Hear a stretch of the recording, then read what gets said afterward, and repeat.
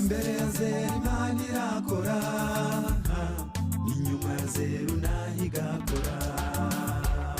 Imbere ya zeru Imana irakora, inyuma ya zeru nayo igakora. Subiza amaso yawe inyuma urebe iby'Imana yagukoreye. Aho umuntu atabasha kwigeza, Imana niyo yahamugeza. Aho umuntu atabasha kwigeza, Imana niyo yahamugeza. Yesu aradutabaye, uraturinda uraturokora mu bibazo n'amakuba byari bitubanze. Mu bibazo n'amakuba byari bitubanze, waramanutse uraducungura. Habwa ikuzo Mwami, habwa ikuzo Yesu, habwa icyubahiro. Waramanutse uradupfira, waramanutse uradupfira. Yesu waradutabaye, uramanuka uraducungura.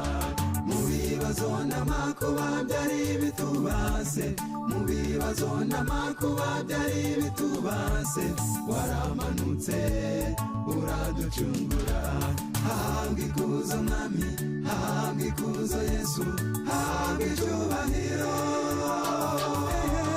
Waramanutse uradupfira, waramanutse uradupfira.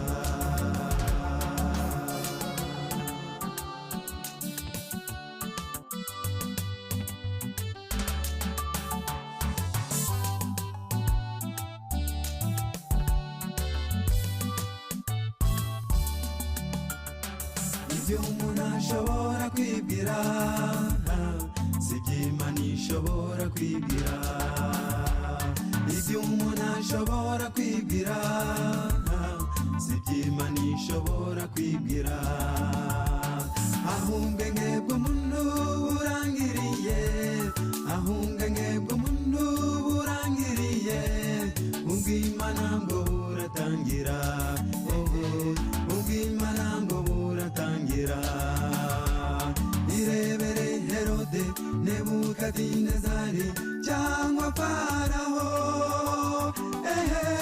Imana yarabahinyuje, Imana yarabahinyuje.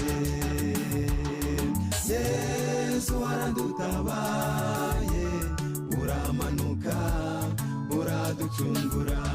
Mu bibazo n'amakuba byari bitubanze, mu bibazo n'amakuba byari bitubanze, waramanutse uraducungura.